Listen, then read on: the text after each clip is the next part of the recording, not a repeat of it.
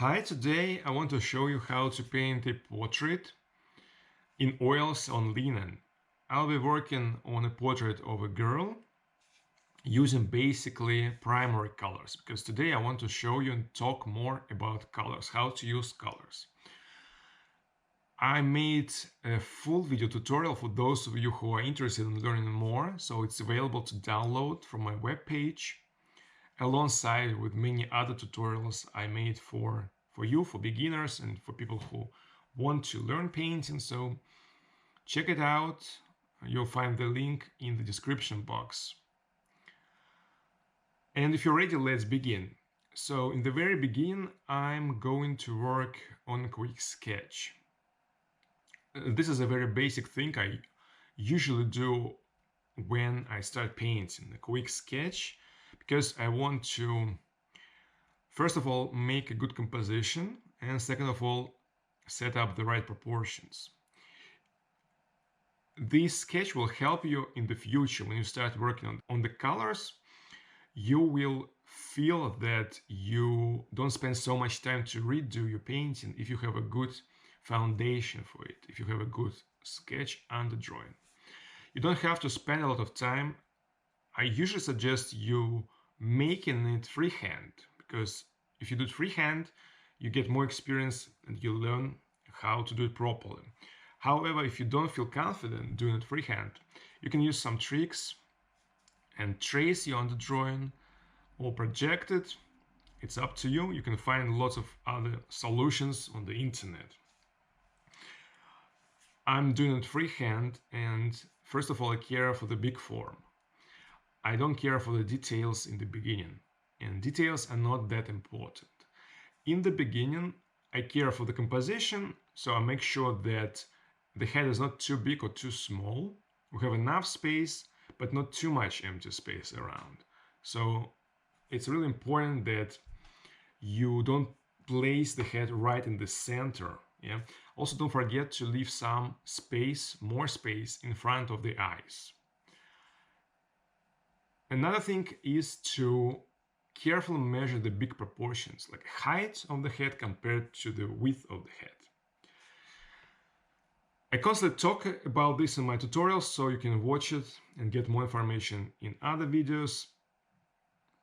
Let's say we have a underdrawing and we need to start working on the colors. The very first thing I do is fixating these main basic lines. So I paint over them using a bit of thinner and a bit of paint. I'm using reddish lazur by Artifacts. You can use any other color. And this is basically the only part, the only stage where I'm going to use any medium. In the future, I'll be painting with the colors straight from the tubes. I will explain you later why. So at this moment, we also quickly start working on the volume, right? So we need to make a very quick rough underpainting, and most of the time I care for the big light and big shadow. On the reference, you can clearly see this difference. Lights are lighter and shadows are darker. That's pretty simple. So we try to separate lights from the shadows. I would suggest you to use a bristle brush, again a tiny bit of thinner, and one color. We don't need to use all the colors from the palette. So we need to let it dry, and usually it takes maybe one day. So if you do it today, leave it for the night, and in the morning you can start painting. On my palette, I have mostly very basic and primary colors. A reason why I chose these colors, because I noticed when I teach online, when I teach in the class, I noticed that beginners, they prefer to choose some colors that are actually not good for skin color. I mean ochres, I mean umbers, I mean siennas, and some other browns and blacks, which we should not really use a lot. So at this moment I don't have them on my palette, I have only ivory black. But I have no ochre, no umber, no sienna. So The issue here is that a lot of beginners, they start painting with those brown colors, and instead of working on the colors, on the temperature of the color, they start working on the tonal values, from light to the dark one, from the lightest highlight to the darkest shadow. And I agree that it's really important to care for the tonal values when you paint, but it's really important to also care for the colors. And in this situation, when you use a lot of yellowish, brownish, warm colors, it's almost impossible to do this painting look interesting in colors, because you will be always working on tonal values. There is no difference in temperature between ochre and umber. They're basically warm colors, and we should not use warm colors in the shadows and warm colors in the lights, because they are different. Quickly look at the reference, and you can clearly see that the temperature between lights and shadows in the face is different. Lights have a lot of cool tones, a lot of cool colors. We can see some blue, we can see a bit of red, even a bit of lemon yellow. Of course, we have to use white, but again, we mostly paint the skin from these three colors: red, yellow, blue. That's why I have them on my palette. So I have titanium white, I have lemon yellow, I have permanent red, I have magenta, I have phthalo blue, and ivory black. No ochre, no umber, no sienna, no other brown colors. So when we start from this simple exercise, when we just put on our palette only primary, quite intense colors, we can make ourselves paint and mix skin tones from those colors. There's no way to mix other skin tones. Yeah, so we will be learning a lot and figuring out how to get the right cool skin tones from those primary colors. Why is it important? Because again, in painting, colors are extremely important. We care for the tonal values, and drawing is extremely important in painting. However, if we forget about colors, we will get a tonal painting. And this is not the worst case. The worst case is to get something really muddy, like grayish, brownish muddy, that a lot of people do. Unfortunately, not only beginners. I see it quite often that people, maybe they're scared to get out of the comfort zone, I don't know, but they use these very boring colors, and the painting looks very tonal and sometimes even very muddy and grayish brown, and that's not really the point of painting. I would say even the old masters, they never painted really muddy brown.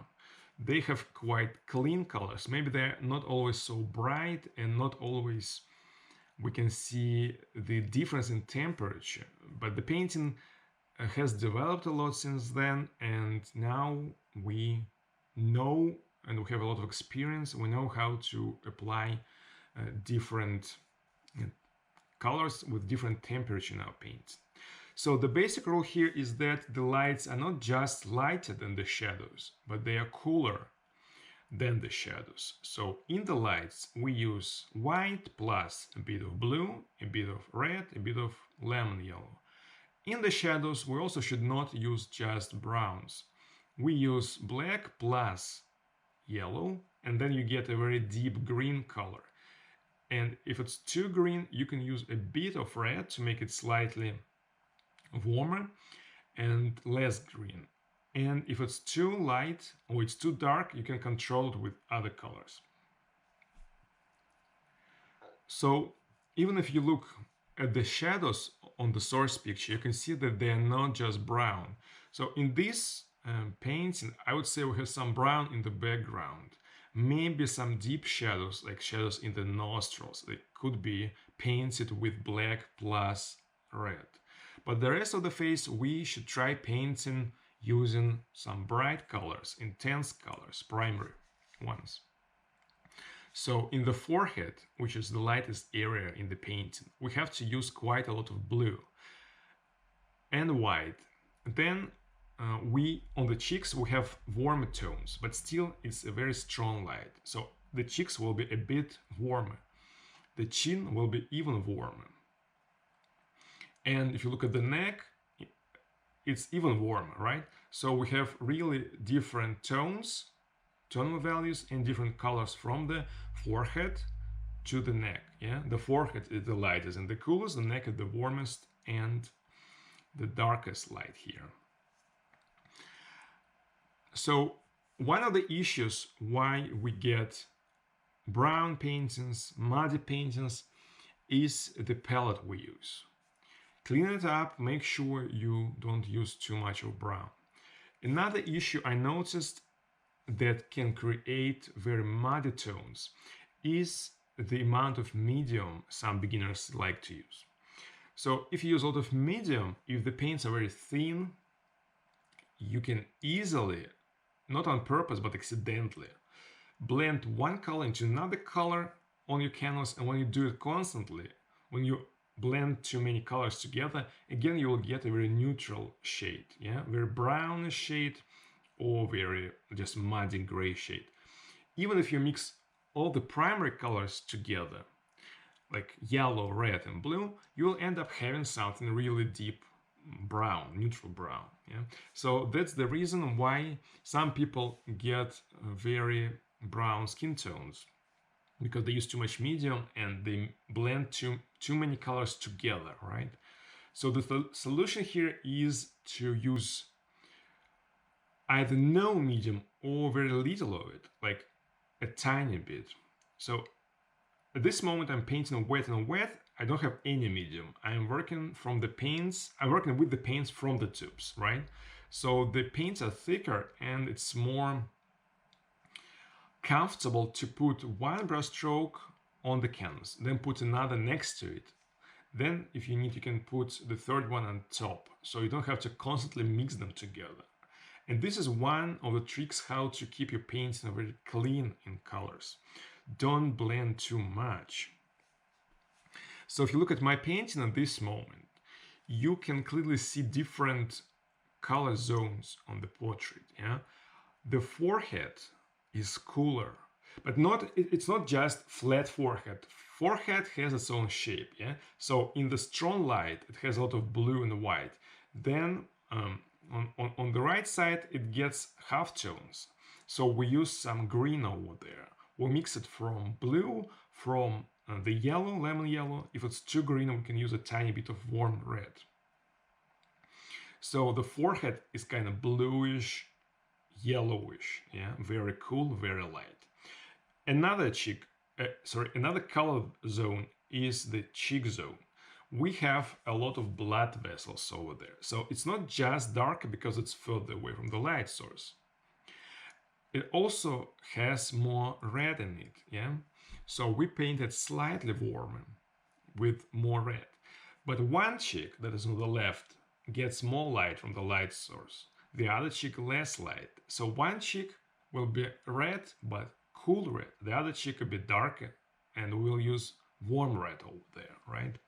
So it's pretty interesting, and you can see all the things on the source picture, but you can also, well, actually you should know about them, right? So the more you practice painting, the more you see it, and the more you apply it in your painting. The chin doesn't have so many blood vessels. Yeah, it's basically a bone, like belongs to the low jaw. So it will contain also some green, cool, lemon yellow, but it will be slightly darker than the forehead, just because the chin is further away from the light source. So we use darker tones over there, but again, it's not brown color. We use white, we use blue, yellow, maybe a tiny bit of warm red if we need to darken it and make it slightly warmer than the forehead. But we're not using simply brown plus white or black plus white, because then we'll be judging tonal values but not the colors. Yeah. If you look at the neck, it has a lot of shadow but also some spots of light, and those spots of light are really warm. If you compare that area with the forehead, you can see how warm the neck is, just because it does not get as much light as the forehead. So it's pretty important to always compare what you do. Compare halftones with the lightest halftone with the darkest halftone. The same with the shadows. Compare the darkest shadow with the lightest shadow. Because the shadows are not just black, they're not just brown, they're different. Yeah? The shadow on the side surface of the nose is darker than the shadow on the side surface of the head. So we need to always think about the painting process. And I would suggest you to use, at least in the beginning, brighter colors. When I'm saying the forehead is more yellowish and more greenish and more bluish, you can use brighter colors. Yeah, you can paint it literally more blue. Yeah, and then while painting, you can always, soften this saturation, make it a little bit more neutral, because the painting process, it's a long process. And again, I told you that we constantly blend new colors into the previous layers, so we can always kind of tone it down a bit if we need. But if you don't do it, you can again end up having something really neutral in color without this temperature difference and without any temperature difference between the light and the shadow. That's also important. We have to remember that the lights are cooler and lighter and the shadows are warmer and darker. If we have another light source, this situation will be different. If we have warm light source like fire or candle or whatever, or direct sunlight, we'll get a lot of warm, reddish, orangish, slightly maybe yellowish colors in the lights, and all the shadows will become more blue, more violet. So it's really important, even before you start painting, to figure out what light source you have, what temperature it has, and what color situation you have with your model or on the reference you're using. So at this moment, I'm finishing up my painting. I painted it wet and wet, and I'm doing some final touch-ups, working on the details. You, of course, can paint it in layers within a few days and let it dry and continue painting over the dry layer. It's up to you. You don't have to paint it wet and wet. However, I really hope that these ideas will help you to improve your painting skills, just because, again, sometimes people don't know about these tricks we should remember about and we should apply in our paintings. Again, I made the full video lesson 3 hours long for you. I talk a lot more about colors, about different color zones in portrait, about tonal values. So take a look. It's available to download from my webpage, alongside with many other tutorials that I make especially for beginners. Check out all the links in the description box. So I hope this video was helpful for you. Put thumbs up. I wish you good luck with your own artworks, and see you in my next tutorial.